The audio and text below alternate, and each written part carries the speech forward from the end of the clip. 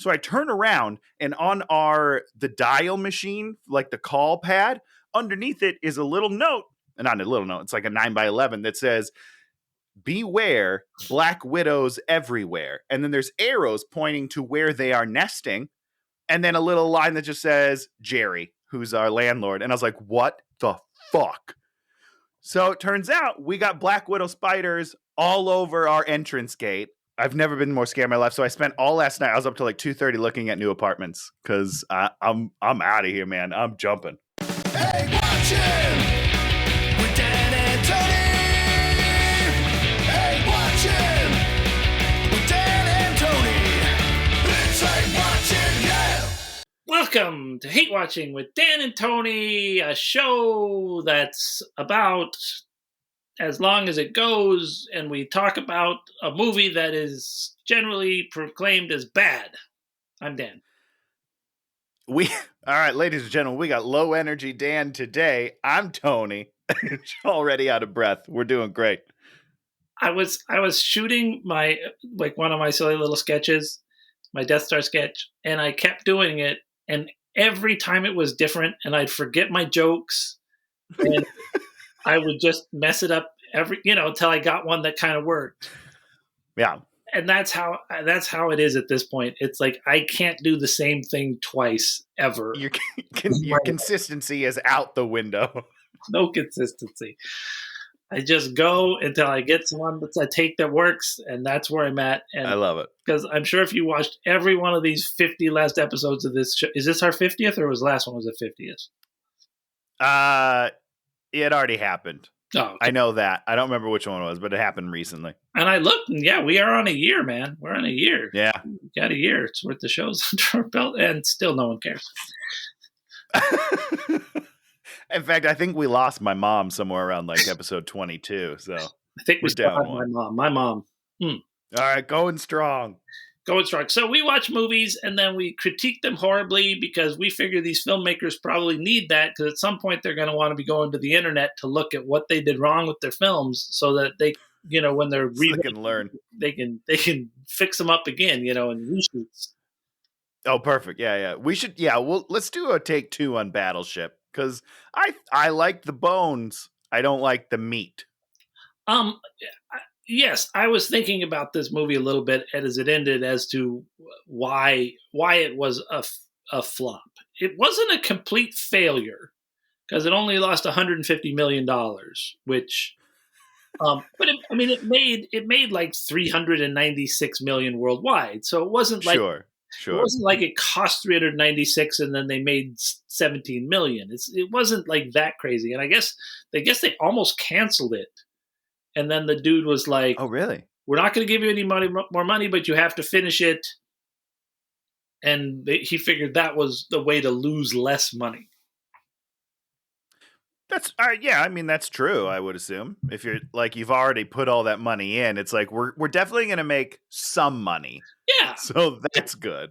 So this is a movie based on the Hasbro board game 2002.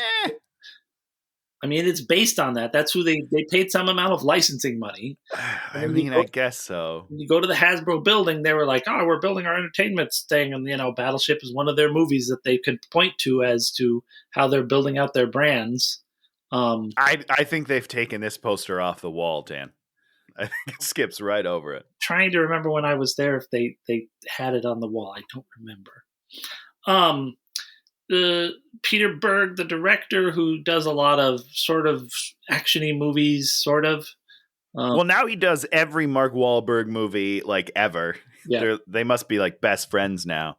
He made a comment that he, because he worked on Friday Night Lights with Jesse Plemons and I think someone else. And Taylor Kitsch. And so he's like, yep. I like working with my friends, and they bro out and do bro stuff. Although I can't imagine Jesse Plemons doing bro stuff, but I know he seems like, I think he's a great actor. Let's not mince words here, but he just seems like such a boring guy to be with in real life. I just feel like he's very like even keeled and probably doesn't do a lot of jokes. I'm saying this like I've never met him. I did mean it. We had him in at Yahoo. Am I allowed to say that on this podcast? I don't know. We had him at work and he was very boring during the interview. Oh, right. Very nice guy, but like the whole time he just kind of sat like this. It was like, yeah, I do the movie and I did Fargo, the show, and it was great. So he doesn't fire it up and like go into. He doesn't have that on switch that you usually see like charismatic people have. Oh, Jesse. So basically, yes. So this was sort of there to start trying to really get, leverage their brands into the marketplace, and it failed. So, Yes. what are your sort of top lines on why this thing fit? What were your major issues, Tony? Okay, so I think my major issue is Act 1 through 3, and then what I'm calling Act 4 is great. Act 4 is great. Is that Act 4? What I'm calling Act what? Is that the award ceremony at the end? No, that's the epilogue. Okay. Act 4 is when they get the veterans in the movie. Got it. And there's like that 20-minute great, in my opinion, great action scene with all these real vets who are like, I think it looks like they're having a good time. And I fucking loved that. But they had already done like a third act battle, in my opinion, that was flat. And so, 1 through 3, tough. And my other big complaint is Taylor Kitsch's character. In Act 1, terrible. Awful setup. He was never good at his job. And then there is 2 scenes, back-to-back 2 scenes with 2 different people going, "You're wasting all your great potential, son."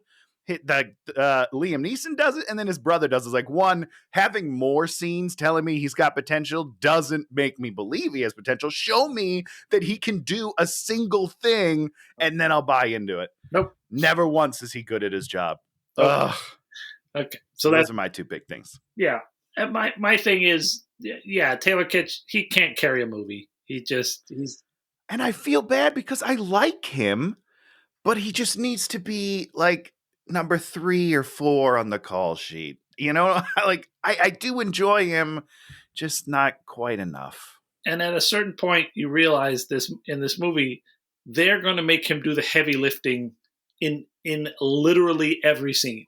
They're like, he's never going to become a leader. He never leads anything. He has some ideas that are, they give him some ideas at the end. Yeah. To solve the problem. But he spends most of the movie being told what to do by other characters. Even when he's in charge of the boat, other people are like, "Oh, wait, no, that's a bad idea. You should do this." And then he's like, "Okay, let's do that." And then it works. Well, the last few clever things are all sort of... Actually, he has about 4 clever things that they attribute to him at the end of the movie, which I guess are all based on...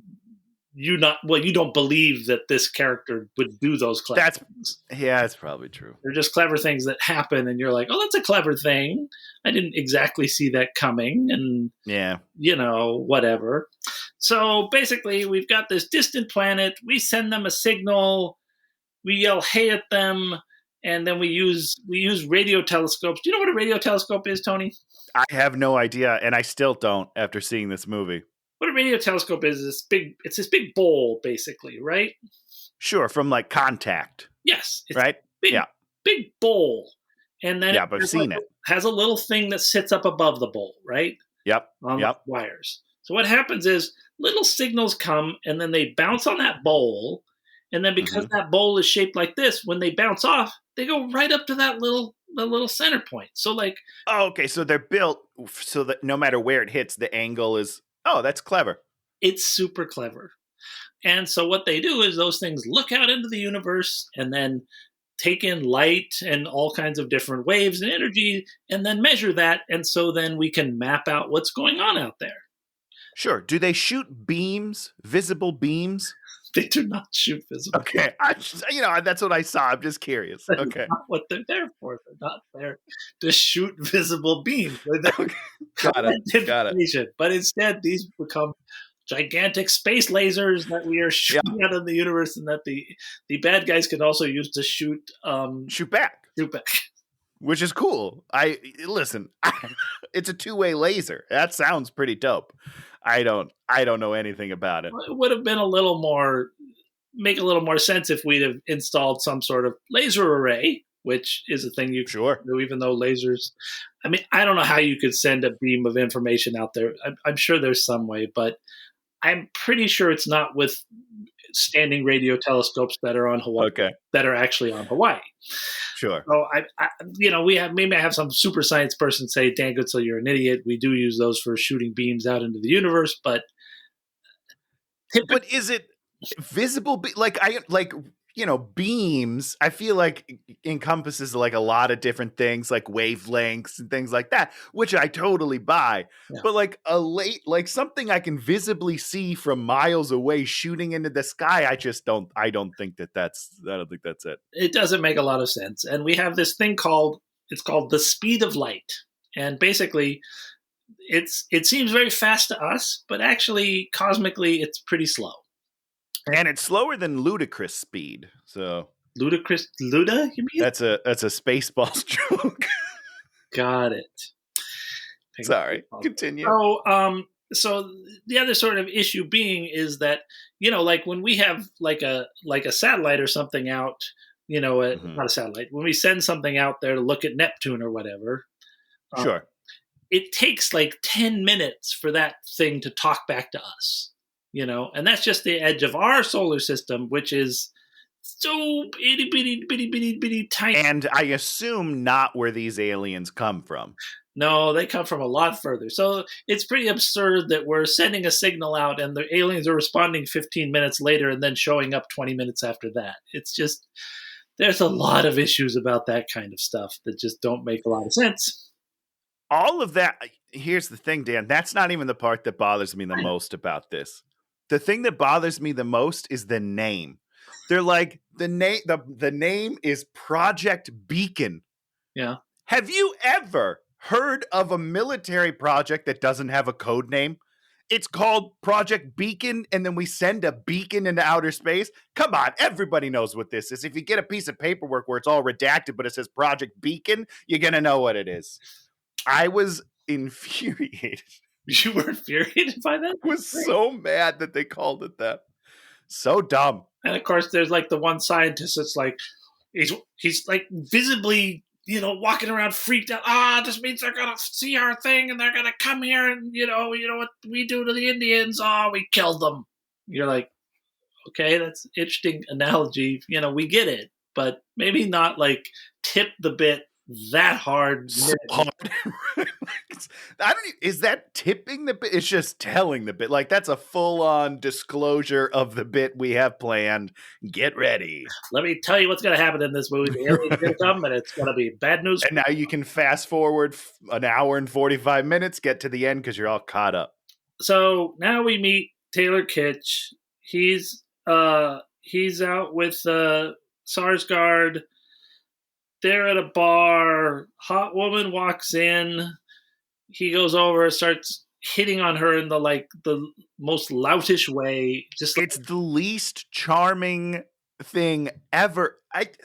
This is like my problem is that his entire setup is awful. He's not charming. He's not like cute. He's not qualified to do anything. He has zero skills as far as I can tell. Well, and ostensibly the one skill he should have is charisma, right? Yes, 100%. That's what he should be bringing in there. He's a screw up, he's a this, he's a that, but he better be charismatic because he goes over there, tries to get the girl. This reminds me, do you remember Star Trek, the reboot that happened, I think 3 years before this movie? 2009? Something like that? Chris Pine. It's a very similar scene. He's like drunk in a bar, but he's charismatic as fuck. Yeah. And you love him and you're like, oh, this guy, he's wasting his potential. He's got potential. You can tell. It's these guys screwed up so hard. And I think with Chris Pine, I think he's already in the situation, isn't he? He's already in Starfleet. He's not. This is when he decides to join Starfleet, because then the captain comes in and is like, I knew your father and he was a great man. I dare you to do better. Oh, it's good, man. I love the reboot. Don't at me, ladies and gentlemen, but I adore that movie. Okay. I remember thinking it was fine. And this one, not fine. To me, that's high praise, Dan. Yeah. If you think it's fine, I'm Yeah, home run, guys. Did not make me angry. Um, so so she wants something to eat. She wants a chicken A chicken burrito. burrito. And he's like, I'm gonna make it happen. So he like goes outside and breaks into a liquor store and then falls down and then the police Several come, times. and the police tase him and then he's lying on the ground and Twice. he's like, here's the burrito, and she takes the burrito and then she's in love with him. And which is absurd because I don't like him at all at this point. I'm like, you are a degenerate and an idiot. I, I don't want you anywhere. But I will say I did laugh when he gets tased once and then he starts getting back up and one of the cops is like, he's getting back up. Yeah, tase him again, guys. Hit him. I really thought that was going to be the low point. Where I thought he was going to hand her the burrito. She was going to look at the burrito, and she was like, "Oh, this is a beef burrito," and throw it back on top of it. That is the joke I wrote for that moment. That's I thought it great. was beautiful because it was like, okay, this dude has reached bottom. He's a piece of garbage, but he gets the girl from this point. He gets the girl. He doesn't seem to get arrested because I think the next scene is like the next day, and he's like, "How's my back? You should be in jail. You just broke. You broke in. You stole stuff. You got tased. You're spending at least one night in jail." Absolutely. So he's back at home. Sarsgaard yells at him, and he's like, "No, you're gonna have to join the Navy." And it's really weird because in the earlier scene, he was like, "We're bros, and everything's cool." And this one, he's like, "Rage monster." And you're just like, "Yep, what's happening?" Because character development, not a thing in this movie. No. They're just like, you will be whatever you need to be for this scene. I don't care if it makes sense with where we just saw you 4 seconds ago. And so he joins the Navy and is instantly made like an officer.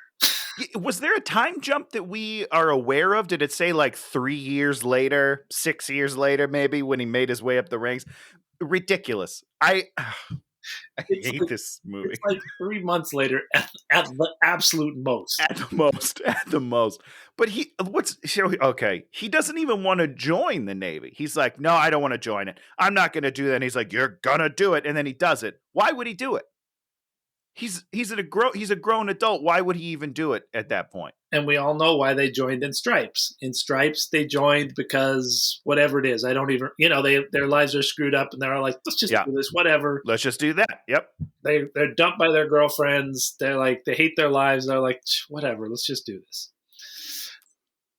This one, and then the next, in like 2 scenes later, after he's like, I don't want to join, now he's like super into it, and he tells that kid, I'm sorry, I'm skipping ahead a little bit, but it's the character development of Taylor Kitsch that just bothers me so much. So in this scene, he's like, I hate the Navy, I'm not going, and then he goes, and then the next time he's late to the boat, which, by the way, you're fired, you're out, this guy's late all the time, get the fuck out of the Navy. There's so much trouble. But he turns around, he tells the kid, and he's like, I love battleships, and here's the difference, and I'm super into this now. And it's, no, you're not. You can't just be so wishy-washy. So there's this big thing where we're working with the Japanese and maybe 200 other things. Who knows? And yeah, we meet the hot blonde as his girlfriend, and the super admiral dude is like her dad. Of course. I wrote sexy beach scene. Oh yeah, they're on the beach and she's all crawling on top of him. Yeah, which is okay. So here's again, that is almost like a direct ripoff of Armageddon with Ben Affleck and Liv Tyler. Like it's the same scene, only there's no animal crackers here, which was a huge misstep. Always bring back the animal crackers, very sexy. But like her dad is Bruce Willis, who's the boss of the mission. But the difference, Dan, is that Ben Affleck's character is fucking competent. Yet he's like a maverick and he goes against Bruce Willis's wishes at one scene, but then he turns out to be right. And he's like, see, I can do it, Harry. They just missed the mark on this so much. It's weird. So he sneaks onto the ship and everybody sees him sneak onto the ship and everybody notes that he's sneaking onto the ship, and it's fine. And there's no discipline. And I mean, the whole idea of the Navy is discipline. And if this guy is screwing around all the time, that just won't fly because he does not have a hall pass. There's nothing to let him out of anything. He's not like a grunt. I don't remember where he is. Is he a lieutenant? I don't know. But Don't ever say you that. have to set a good example. There's no way that you would just be allowed. On a big It doesn't day make any in sense. front of 1 million people, that to him not be disciplined out of existence. I mean, that should have been the thing. He should have been put in the brig right at that point. That admiral, he should have been like, I'm going to talk to your dad, and the admiral should have like, oh, you're in the brig for like 30 days, and like, what? And then he blows up and he gets out. But that would have been interesting. They just make him so bad at everything. He just needs to be a slightly loose cannon. Like, he's good at his job, but he just, he doesn't always listen to orders. He kind of takes it into his own hands. He's a maverick. Why isn't that the thing? He's so far off base. Hey, your character is General Asshole. Great. So Jesse Plemons is there. He's like doing jokes, like domo arigato jokes. Right. When was this? 2012? I don't think that was still okay. And Rihanna's not that it was ever okay. I'm just saying it should have been shut down immediately. And Rihanna's like, shut up. I liked her. I thought she was great. Oh, interesting. Yeah. Okay. I thought she felt like how this movie should have been, which was kind of playful at times. Okay. I'll agree with that, but the movie wasn't that way, and so to me, she stuck out, and I was like, she's in a different movie. She thinks she's in Independence Day, and she's not. And that's the movie we wish this was more of. 100 million%. Yes, it's just not. So she stuck out a lot to me, but not because she's bad. It's just like, oh, she doesn't know where she is. Oh, we skipped the soccer game. Whatever. Why do we need... Look, real quickly on the soccer, why do we need 2 scenes of him screwing up? Pick one then. I mean, there's no reason for him to screw up before the Navy and then also screw up in the Navy and then be late to the ship and screw up 3 times in the Navy. 3 strikes, you're out. Oh, we put the stupid soccer game in there to try and have something that was exciting. Because it wasn't. Because the first half of this movie, nothing exciting happens. Nothing at all. And okay, Dan, did you happen to notice that when he gets kicked in the face in the soccer game, the blood changes every single cut? It's like the first cut, it's like all over. The second cut, it's just like a trickle. The third cut, it's like medium. It was bananas. It was all over the place. One of them, he didn't even have blood. He was just like totally clean talking. I was like, what is happening? Oh. Okay, so as Liam yells at him, "What's wrong with you?" Doesn't discipline him. Just what's wrong with you? His brother yells at him. Then we cut to Brooklyn Decker at the rehab center, and we meet the guy missing his legs. Mike. Mick. One of them. He's a terrible actor. But you kind of, once again, you kind of like that sentiment's kind of nice later in the movie. Absolutely. No, I love all of the vet stuff. I think that's a cool aspect of the movie. And I was like, I almost feel bad for them because they're in such a shitty movie. Yes. That they deserve better. Yes. But they're the best part. To me, they're the best part of the movie. Because they're actually real Ernst. What is that? Ernst.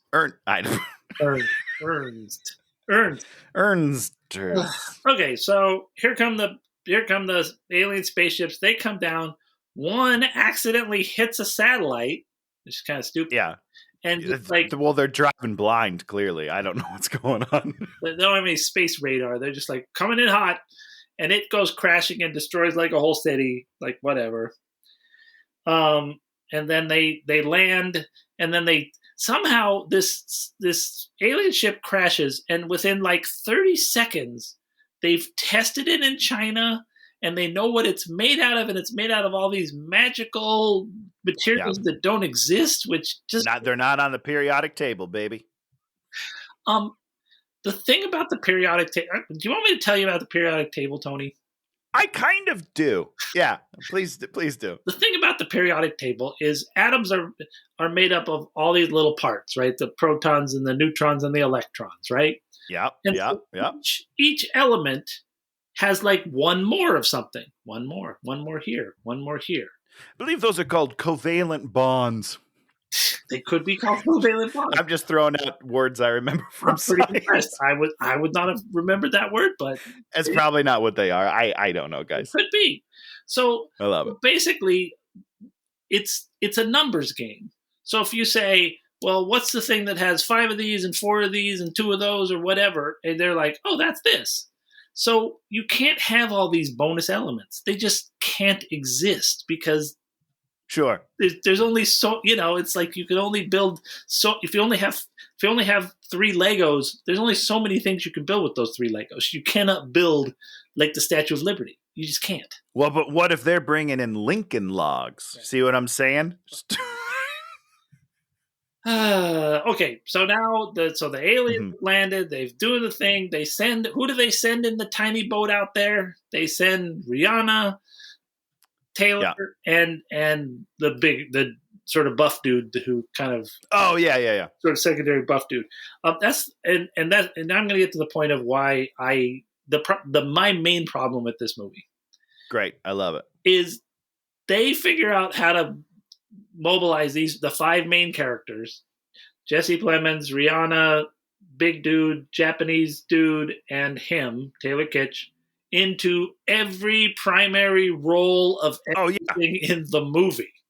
Absolutely, yeah. And that offended me.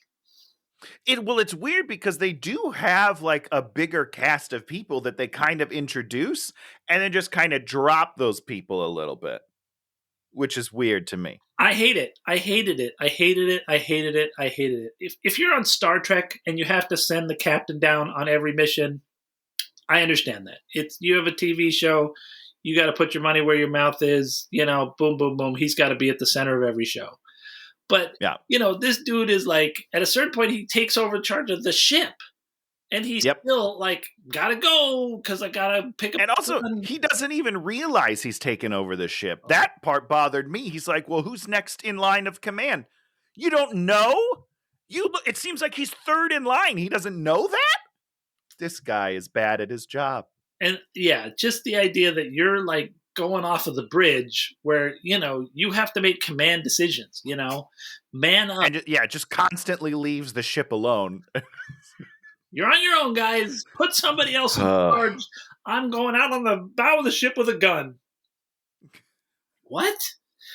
So they board it. He gets zapped and gets a bunch of information, which we never use that. Yeah. So why are we zapping him again? I know. I don't know why we see that. I think the only reason we see that is because at some point, a different guy somewhere else is like, this is an extinction level event. And it's not. No. Like, it's just not. It's basically one little island right now that's under attack, guys. This is not extinction. But I think we're supposed to know, since Taylor Kitsch saw them coming with more ships, that it is indeed going to be an extinction level event. But I just didn't buy it. Is that what he sees? Does he see like a bunch of ships coming? It's to me. I think he saw like more ships coming and destroying Earth. I think. Which if he got information, maybe communicate that information to someone at some point. 100%. Yeah. Like what it reminded me of is, and this movie just reminds me of a bunch of parts from better movies. Sure, of course. But this reminds me of Independence Day when they like telepathically talk to the president. And he's like, I saw their plan. And then he proceeds to tell them what the plan is because everyone should have that knowledge. Yeah. And that's what you do when you have the secret knowledge. That's because you've mind melded. If you're doing load, rinse, repeat, whatever, Day After Tomorrow or whatever that movie is, load, rinse, repeat. Yeah, they have the magical information, and you know what they do? They use the fuck out of that information because that's all they have. Because they're out. And that movie's so good, by the way.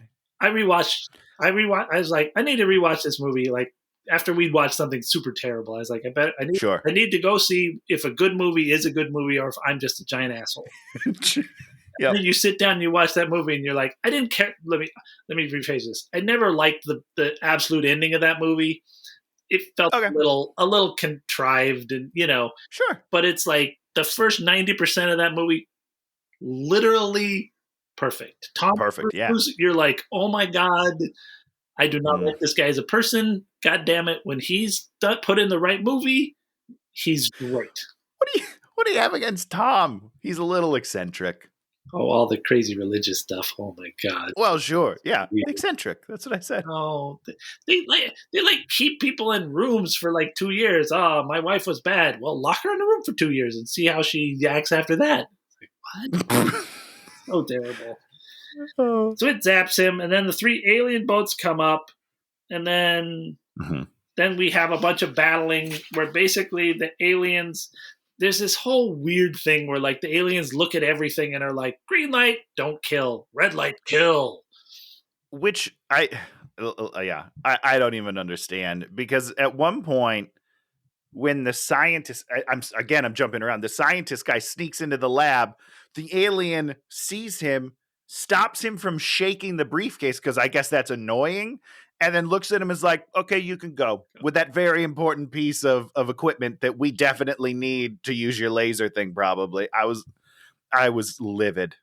And I mean, at one point, the death balls like are about to run over a little league kid, and they're like, "Stop! He's harmless." Better stop. Well, Right. So to me, it's like, are they bad or are they like scared? well, I mean, and that's a super valid point. We don't know what the fuck they're doing here. No, and I don't know if they do. I think they're like, oh shit, where are we? And then we started bombing them, and they're like, I guess we got to kill everybody and try to get home. That's what I feel like this movie's about, and we're just on the wrong side again. Yeah. So the aliens only fight, and they just sort of decimate. Let's see. They sort of decimate. They decimate the good guys. Yeah. Because we attack them. There's a line in the movie that's like, they only shoot at things that are shooting at them, or something like that. And I was like, okay, that sounds like they're in self-defense. Now, So I'm with the aliens right now. Tony, at the beginning of the movie, we sort of shoot at them. I don't even remember how well we didn't like go destroy that ship. We like maybe like shot like one little missile. Yeah, we were testing out their defenses. Yeah. And then it turns out they had pretty good defenses. And then later on in the movie, when we finally decide to fight against them, our missiles just destroy their ships instantaneously, right? Yes, which is very strange. And so basically at the beginning of the movie, we set up that they technically outclass us, but when push comes to shove, they don't, and all our missiles work instantly and perfectly. 100%. And what I thought was going to happen was, again, like an Independence Day moment where we like shut down their shields or like, you know, disable them in some way, and then we can penetrate their stuff, because everything else just bounces off in the beginning. The first like hour and a half of this movie, it's like ping, ping, ping, ping. And then suddenly it's like, oh, now we can get them. But there was no reason that it changed. Very weird. So so they launched the metal balls, which blow up a bunch of helicopters and then start attacking our freeways. I don't know what the freeways did to anybody, but they start destroying our nothing. It just suddenly those were just like Transformers attacking anything they want. So Brooklyn's up on the mountain with Mick. And Mick, you know, they're all like, oh, there's aliens coming. And they're like, oh, he's like, oh, I want to see me some aliens. You're like, have you ever seen an alien? I was like, that's a valid point. I would probably try to go see the alien. I kind of like I'm not going to lie to you. So they go to Taylor and they're all like, oh, you're the boss. And he's like, oh, I'm crying. I'm a baby. He goes and sits in his bedroom for a while. Like, how long is he in there before someone finally is like, I guess someone should go talk to him and let him know that we're all waiting around doing nothing because we don't have any commands? Tony, now if you're in the military and your military boss is in his room crying like a little baby because he lost his brother and life's so hard, would you really think this was the dude to lead you? No, I would never listen to another word he says. I'd be like, you know what? Stay in there. Let's elect someone else democratically, and then we'll just move on from there, because this guy's worthless. There's a chain of command, and like if you're a blubbering idiot and you can't take combat or take your brother dying or whatever, tough luck. You're out. You're out. Yeah. I'm not going to send someone in there to like fluff you up and be like, you can do this.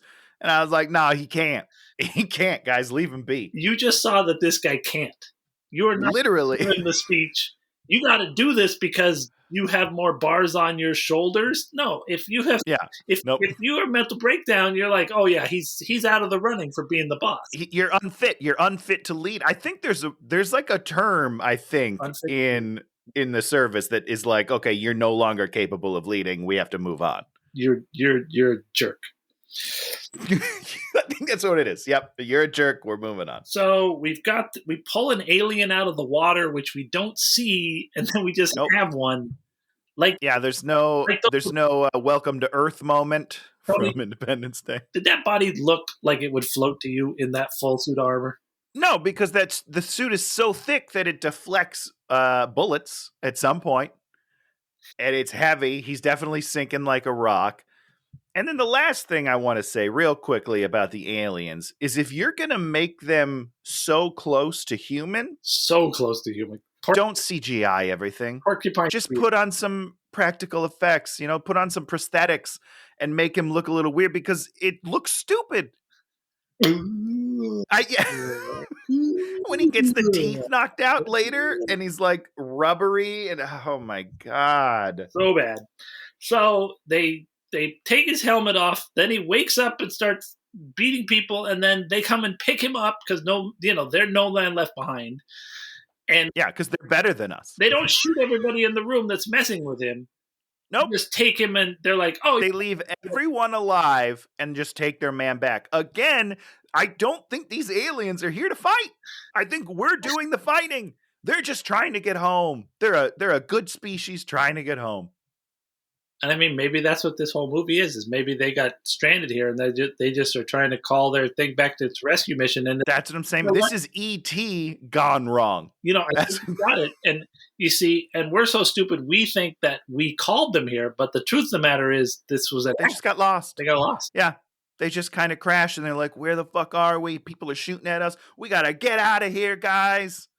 Nobody tried to communicate with them. No one put up with semaphore flags, waving a flag. Nobody flew that ship like, again, Independence Day. We tried to communicate with them. We do none of the right moves. We just attack and then are like, well, they're definitely bad. So Taylor does a thing where there's why does he run away from there's an alien trying to kill him and he runs away and then they shoot the alien with the big gun. He was leading the alien to the gun, and he sent Rihanna to CIC. I don't know what that stands for because I've never been on a boat.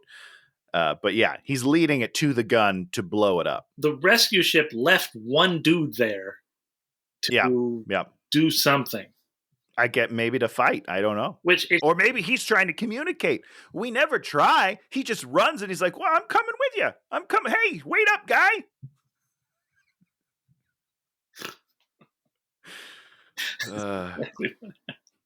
So they shoot him with the big gun. I like that. I thought that was good.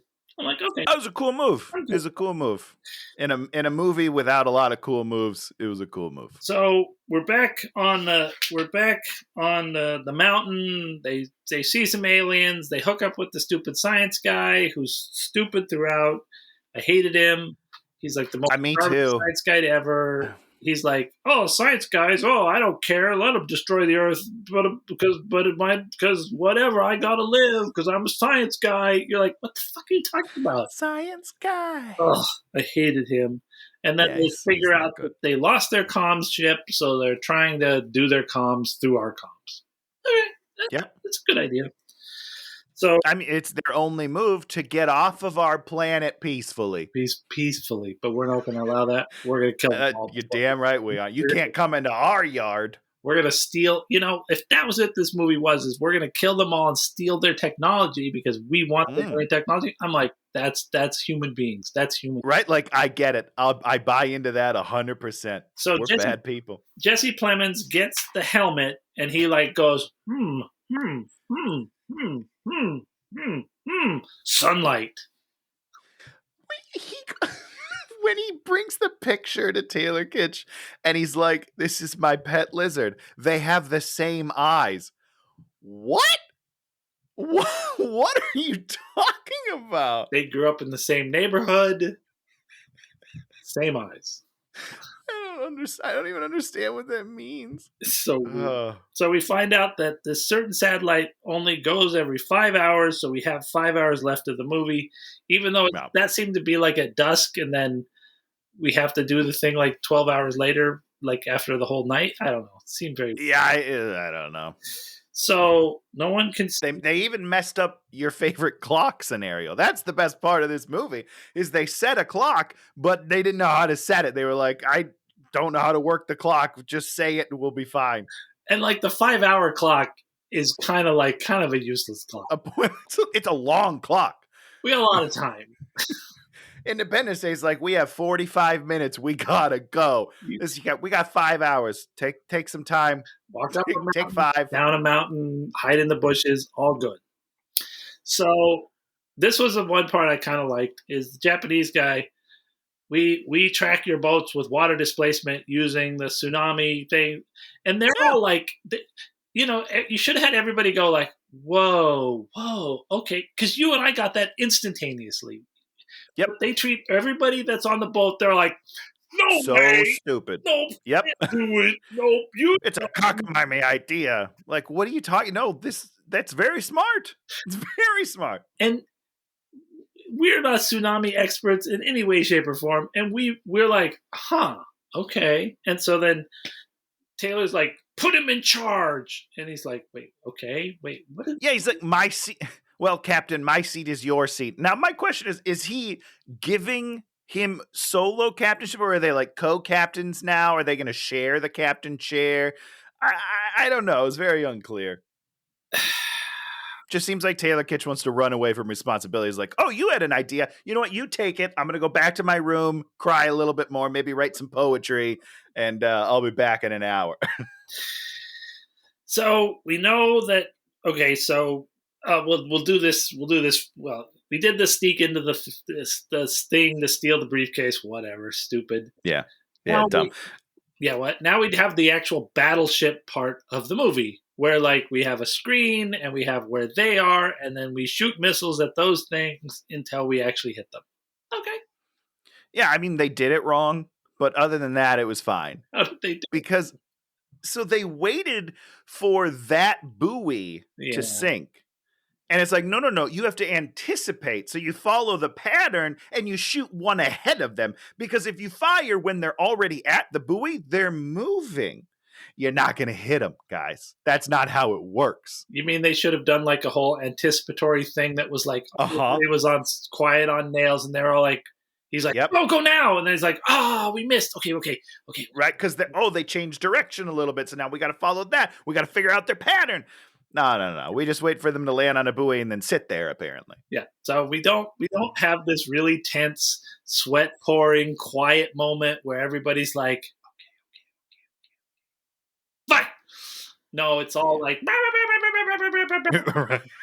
and this was sort of the point, and I thought about it. I was like, how could you do this movie? And then I was like, you make The Hunt for Red October. Yeah, man. Which is what this movie is, and what this movie should have been. It should have been this one battleship. They might have had to steal the battleship and got the old guys, and then they had to like do a thing, and then nobody believed them, and so they had to do this thing anyways, and there weren't aliens. But you can't make somebody else that has a battleship the bad guy anymore. That's the whole problem. Back then, Hunt for Red October, Tom Clancy sets it all up because that's where we were with the world. Now we have to act like we love the Russians in a movie like this because we want their money at the box office.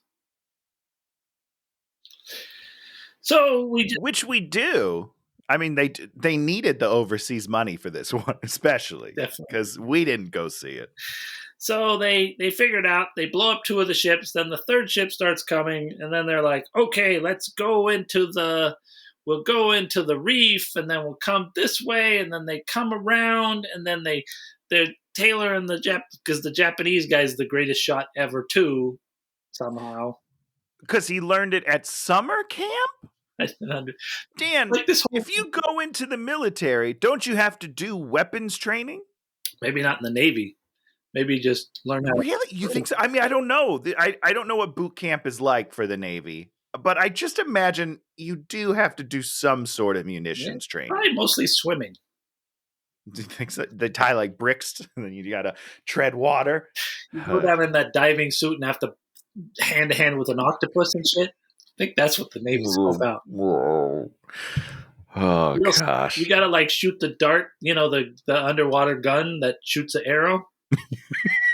I think they probably work on those skills. that's probably about it. Okay, Guns, got it.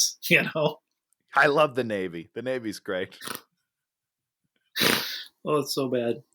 So they shoot out the windows, which I thought that was okay.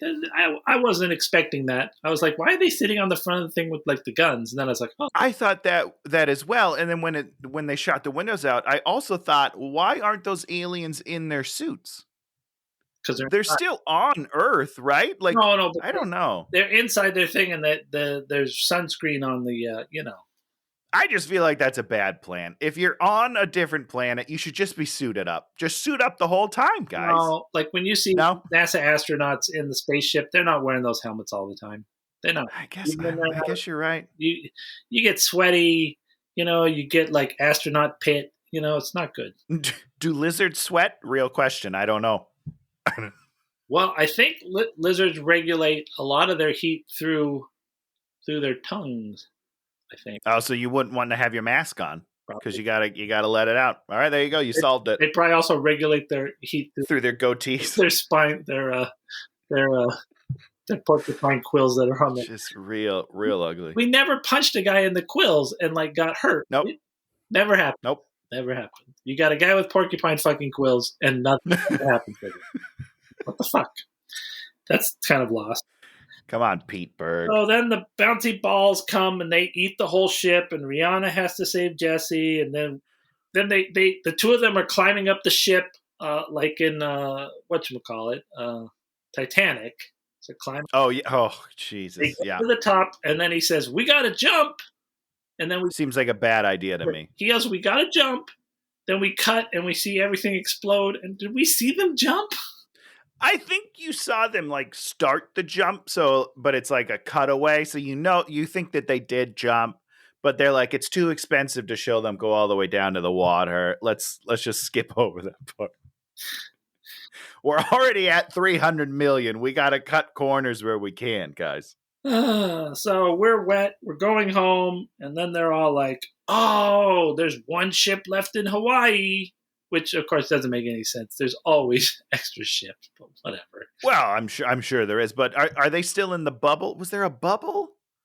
Was a bubble? Was there a shield bubble? I can't remember what happened in this movie. I feel like there was a shield bubble, right? Oh, around Hawaii. Yeah. But we haven't broken that. So maybe all the ships were just outside the bubble. Yeah, well, the idea is the big thing was happening, and so every ship like went out to the thing, but it's never every ship because there are always ships being maintenance, whatever. So, but regardless, I did enjoy the Missouri, and I thought this was the best part of the movie. So we go on the Missouri, and they've gotten on the Missouri. They're all standing on the thing, and they're all like, "Where are we going to find the guys that can do this thing?" And then all the guys are like standing in different. Dan, do they live in the museum? Are they part of the exhibit? Like, do they have to stand there the whole time, and then you push a button and they tell the story of like a wax museum, but with real people? Tony, that's so rude. What? Why are they there? Where did they come from? I don't understand. They're all positioned in like heroic parts. Like some guys, they're like up on the guns and like on the mat. I was like, why? Why are they there? Oh, I don't understand at all. It's very silly, and then a bunch of them march up, but it is very sweet. The old guys are great. Yep, I love it. Again, best part of the movie. And then except for when Taylor Kitsch is talking to the guy and he's like, "What do you need, son?" And he's like, "We need to borrow your boat."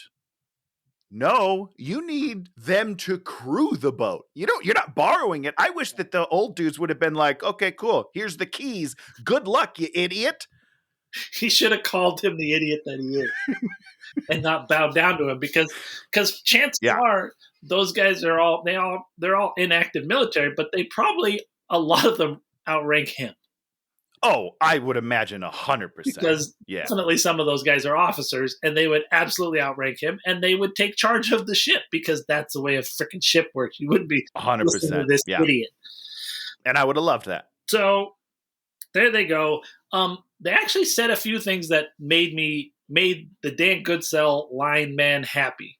They said Oh, something about there's just enough fuel on here to go an amount of distance because of doing a maintenance run. And yep. I was like, how is this ship working? But it may well work like that. It may well still be very functioning.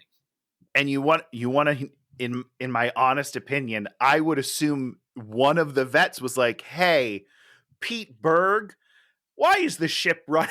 And then they were like, "Oh, well, I guess why would it run?" And they're like, "This is the way it could run." I think they wrote all of those things because they know what they're talking about. Yeah, and that ship might still run because Yeah, I don't it might 100%. have I to don't know. roll out and get painted every once in a while, and and it's like you're not going to paint it there. You're going to take it to a dry dock, and a bunch of stuff. Yeah. The big problem is the ordnance. Yeah. Those guns are not gonna. Those guns, they're not going to have the ordnance, and Yeah. I really wish they'd have done like 2 minutes and done something about getting the ordnance and saying we still have this ordinance is old, but we still it's Yeah. the same stuff we use. And I would have liked a little history lesson on the ordinance, but maybe that ordinance is completely. Does it? Yeah, that may not be factually accurate. So I would, yeah. as a piece of information, I would be interested in hearing about. And I mean that the machine guns on deck would work and all that. There's no fun. It seems a little far fetched. I don't know, But but who knows? We don't know these things. So all I know is we get the line, "They're not sinking this battleship, no way." And I was like, finally a beautiful one-liner delivered by somebody who can like say a line and I believe it. So they go out there to fight the thing because it's Mm-hmm. doing the thing, and so they go out there and like it turns into a new bonus ship for no reason that we know of, and we do like an anchor turn that tricks them because they're Yeah, actually firing ahead, and we do great this, stuff. and we do with that, and we shoot them, and it was pretty good. Yeah, and it's all set to some like fun music, and I was just like, "This is a great scene. Yeah. This is your third act. This should happen 25 minutes sooner, and then wrap up this movie under 2 hours. You're good to go." Yeah, so it was a decent little scene. Yeah, Um, and they shut down the force field, and then the balls come and attack. Is that what happened? No, they make 3 new balls that they shoot at the thing, yeah, and then as those balls are about to come and kill them, we have some planes come in. But it had been like Yep. 10 minutes since the force field went down, and yeah. it would have scrambled planes instantaneously when that force, Maybe they were already flying. You know what I mean? Who knows? because they were like basically those planes would have been there in so little amount of time. It's Yeah, nuts. seconds. Second. Yeah, yeah. And so the force field, and so then they people on the mountain run a jeep into the thing, which gets a Yep. little time, and then we have Robo Man versus guy in robot suit, while they're carrying the last missile, the last piece of ordnance. Which again, like that made me chuckle because it's like the juxtaposition between like a fight scene and again, it's like rock music and he's fighting, and then it's like just a bunch of dudes just trying to carry a heavy thing. I chuckled, you know? It was corny, and Yeah, super corny, 100%. But I enjoy a nice little corn every once in a while, a kernel. okay. So then the stupid scientist does a Han Solo and shows up and hits the thing with the briefcase so that they can beat the bad guy. Yeah. Wah wah. Yeah, I just wasn't a fan of that character. Yeah, I don't know. And then we have award time. Everyone gets awards. Don't care. And then Like you have to have that at the end of a dumb movie like this. I guess. And then she's like, go ask my dad we can get married. And he's like, The dialogue of that scene is the worst in the entire movie. When they like meet up and he's like, "Hey, how you doing? I love you. What's going on? I wish your dad was here. Oh, here he is." What? Why? Why is any of that just have him like kiss and she can be like, my dad's here. You need to talk to him. That's all you need. You need 4 seconds. Just set that up. So he goes over there and he's like, I want to marry your daughter, sir. I saved the world. And he's like, nope. He's like, I'm going to go get lunch. I'm going to go get a chicken burrito. I'd forgotten. Chicken burrito. Great callback, guys. I'd forgotten. Nailed it. I didn't get the joke. I was like, oh, really? I don't understand. But that's because I watched the first half of the movie 2 days ago. So. Oh, okay. You broke it up. That's smart. It's a good move. And that is the end. I'm assuming they get married. Yeah. If I'm Liam Neeson, I'm just sticking with no. The guy's still a screw up. And he's like, when he's giving him the award, he's like, I expect you to be a captain of your own ship soon. I was like, well, that ship's going to sink because that guy is a terrible captain. Yeah. So my whole thing is this should have been more like a Hunt for Red October. Should have been a pithy band of guys that has to take charge of a ship and has to face overwhelming odds to go through a bunch of things and boom. Yeah. And my thing is like, it should have just been like a more fun. Like I was pretty bored during most of this movie and it's not good. You didn't want more soccer scenes? I love a good the soccer scene in She's All That. Great stuff, guys. Builds character, shows some decent bods. I love a good soccer scene that doesn't belong in a movie. I think it's great. This one was terrible. And friend of the show, Ken Kirby, doing the announcer. Wait, what? Is that true? First of all, Ken Kirby, not a friend of the show. I don't think he watches the show, so I don't think he can be a friend of the show. Not, but, yeah, that counts as friend of the show. It's someone we know. That counts as friend of the show. Okay, good enough then. He's a good guy. I didn't say he's a guy that watches or listens to our show. I'm just saying he's a friend of the show. We're the show, and he's a friend of ours. The show is friends with him. He's not friends with the show. Yeah, I was watching it the other day, like maybe 6 months ago, and I was like, good God, there's Ken Kirby. Oh, man, I didn't even notice that. Yeah. That's great. We know a star. Superstar. So, yes, Tony wished the movie was actually entertaining. I wish the movie was a different movie. Right, yeah, listen, your movie's better, but like if you're making this piece of shit, at least make it fun. I can forgive a lot of things if I'm having a good time. Having a good time. Tony's having a good time. Well, having a good time. You know, whatever. I mean, did this movie make me angry? No. Oh, it made me pretty angry. It made me pretty angry. I'm not gonna lie. It's a very simple formula, Dan. It's worked for 30 years. Just follow it. Well, they did. See, the thing is they did follow the formula, and they tried. They tried to follow the formula. They tried to follow. It was like a guy that like has the equation in front of him, but doesn't understand what X and Y and Z stand for. And he's like, I think we just put this here. This might be this, and I'm pretty sure this is. And we're all wrong. Well, they forgot the whole thing is you have to actually bake something good into your primary character, and you can't just make him come up with good solutions at the end of the movie. You have to like bake some stuff in there where it's like he is a good shot, he is a good this, he is a good that, and then when those pay off, we're like, oh my God, I knew he was a good shot, and now we're proving he's a good shot. Exactly. Like, yeah, he's a little bit of a screw up, but he's good at this thing. And then he proves himself and vindicates himself. Great.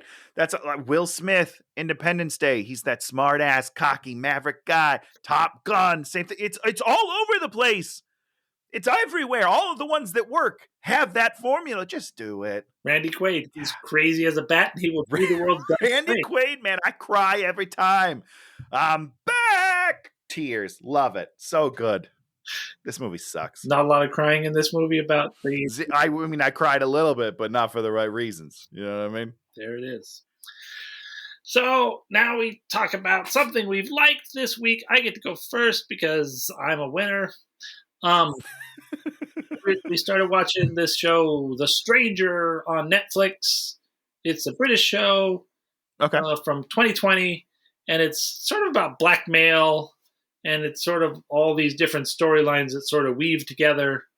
It's pretty interesting. It's going in weird directions. We're on episode 3 or 4, and we're like, what the hell is going on? Beautiful. I love it. What do you got first, Tony? Well, Dan, as usual, I'm breaking the rules a little bit, and I'm actually going to do something that I haven't seen yet, but I intend to see, and it's like Fast 9.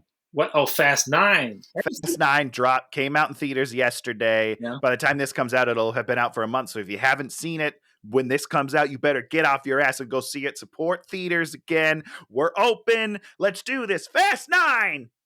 I'm very excited. I'm going next weekend. Are you going to the movie theater? Yeah. Yeah, it's not streaming. It's only in theaters. I read a thing. I don't know. I don't think I brought this up. Maybe I brought this up last time. A person was talking that some studio executive was talking to somebody, and they were saying that the Fast and the Furious movies have done more for diversity getting into major movie casts than anything else. Protests, people complaining that those movies are successful with the incredibly diverse casts that they have. Has made an impact on Hollywood. And so say what you will about those movies. Those movies can be very much fun. A lot of really stupid things. I mean, I will never forget them driving down the street with all these chains on this giant vault. On the vault, yeah, man. They're going around the corners. The vault's taking out buildings, and everyone's like, it's fine. Don't worry about it. Oh, I love these movies. They're so incredibly stupid, and the things they do just physically could not happen in the world. But, you know, God bless them for somebody sitting in a room coming up with these stupid things for these cars to do. I think this is my favorite franchise of all time. I really do. I love it so much. I have a great time. Except Tokyo Drift, right? Because that was like the non-franchise movie. I mean, listen, Tokyo Justice for Han, baby. We're getting it. F9, let's go. There it is. So now I get to pick a movie for us to watch for next week. Yeah, you do. I'm sticking with Tony's Blockbusters Gone Wrong. Yes, I love these. These are fun. It's funny when you start to think about it because you keep on coming up with ones that you're like, oh, yeah. Yeah. Oh, God. Yep. I have another one, too, after this, which I don't even remember what it was, but I think I wrote it down somewhere. This one. I hope so. Based on a beloved animation franchise. Okay. But we took it to the big screen and we got one of the, well, maybe not flashiest, but a tried and true director that brings his movies home. Who? Is this Yogi Bear? Because that's where my head is. Somebody real direct Yogi Bear? I don't know. I have no idea who directed Yogi Bear. Actually, the Yogi Bear movie, not too terrible. Oh, really? I didn't see it. I never saw it. I don't know. It's what's his name from, what was the show where the guy worked in the bowling alley and he was a lawyer? He owned a bowling alley and he was a lawyer. It's that dude. That was a show? That was a show. It's kind of like a Northern Exposure. It's like this, like the. I love Northern Exposure. The guy looks like the Northern Exposure guy. It's called like Dave or something.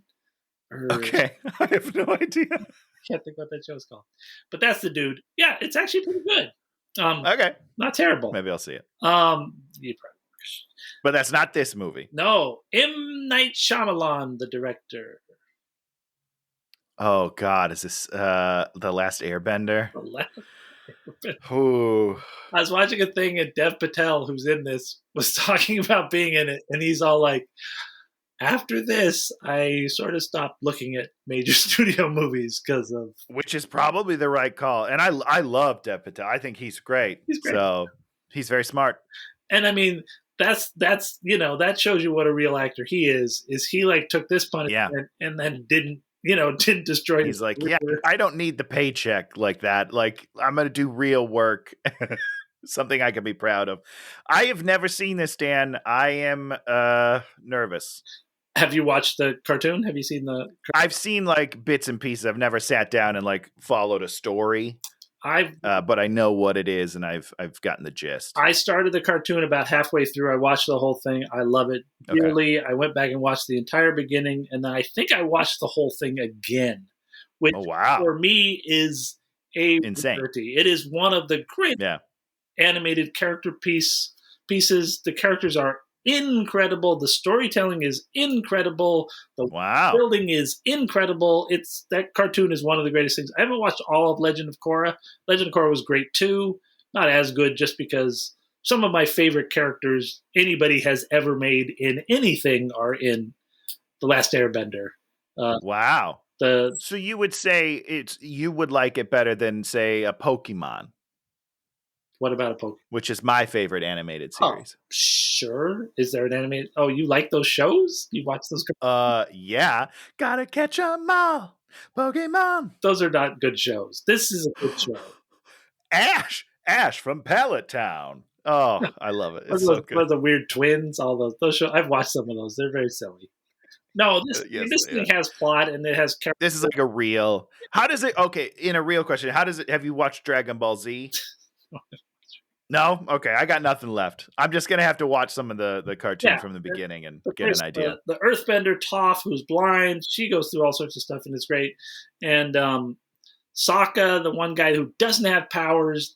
One of the most interesting things where you have a non-powered character and they're sort of the comedic relief through most of the show, and then they become like the leader. Oh, I do like that. You weren't, you just are like, God damn it. He has built over all of these episodes leadership skills, and we really get to see a great character. So you're saying character development, something that this movie lacked a lot of. And the main bad guy in this thing who's hunting them the whole time to get his father's love eventually joins them and has this there's right. so many great things, and he has to come to terms with that because his father is the made bad guy, and just we have characters that go through stuff. Wow. Okay. You've talked me into it. I got to watch this show. Nobody in stupid Pokemon goes through anything. Ash is exactly the same episode 1 as episode 500. Well, I mean, he's even the same age. He doesn't age at all. And God bless him. That's we love that because that's what's great about shows is you can have a show that's all about character growth and development. Yeah. Going through a character. Oh, that's what he goes through a character arc. That's just beautiful. Beautiful. And there's a grandfather who has this beautiful relationship with his uncle. What's the opposite of uncle? Wait, Aunt? Who do you call your uncle? If you called me if you said I'm your uncle, what is my relationship to you? Nephew. His nephew. Okay. So he's like his nephew, and just their relationship is beyond beautiful, and just wow. At one point, he goes back to the evil dad, and then the uncle shuns him, and you're just like, oh my God, this is heartbreaking. Okay. Beautiful. I hope the movie's as good as this story you're telling. This movie's going to be a pile of garbage, and it's going to be so sad, and it's going to make us sad, but that's what happens in the world. That's true. That is the world, ladies and gentlemen. So this has been Hate Watching with Dan and Tony. I am super low energy, Dan, at this point. When you were talking about Airbender, you got up there. You were like, I love this show. And that was it. Now we're back down. I used it up. Used it all. You had just like you were on E, and now you're just done. I was an E ticket. Now I'm not even an A ticket. You even know what that means? I have no idea. What used to be, you'd go to Disneyland. Okay. Go on every ride. You had to give them a ticket. Okay, yeah. Ride. And so when you get admission, you'd get a whole book of tickets. And so the best rides were e-tickets. And so you'd have to use those very carefully. Because you only get like so many? Yeah. Weird. Now I'm just like, I get my pass and I get my I get fast pass, and I'm just going on every ride I can all day. Yep. I don't give a shit. But back in the early days of Disneyland, that's how they regulated, so it wasn't 4.5 hours on the Matterhorn. Yeah. Because nobody had money back then, so nobody, there was no kid on the planet. Well, I'm sure there were some, but we ever met that had, stack of e-tickets. Also, what an interesting way to like teach a kid about like making choices and like weighing your options. It's interesting. And we're just like, do everything, have fun. You get it all because you're perfect. Well, yeah. Truth is, you're a fucking asshole. So go fuck yourself. And that's our show. So thanks for showing up. That's a little bit of insulting asshole, Dan. That medium energy. We'll see you next week. Bye, everybody. Bye.